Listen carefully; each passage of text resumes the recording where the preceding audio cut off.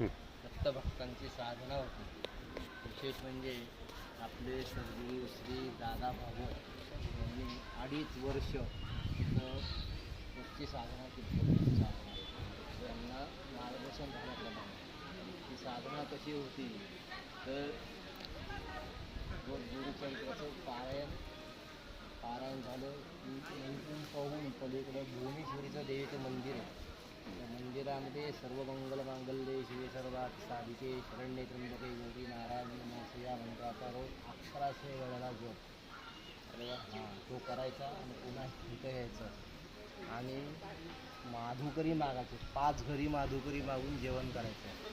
5 घरी माधुकरी मागितलेलं जे अन्न आहे ते एकत्र करायचं, एका पोर्चंडीमध्ये बांधायचं.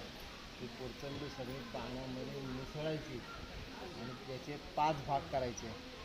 पक्ष्यांसाठी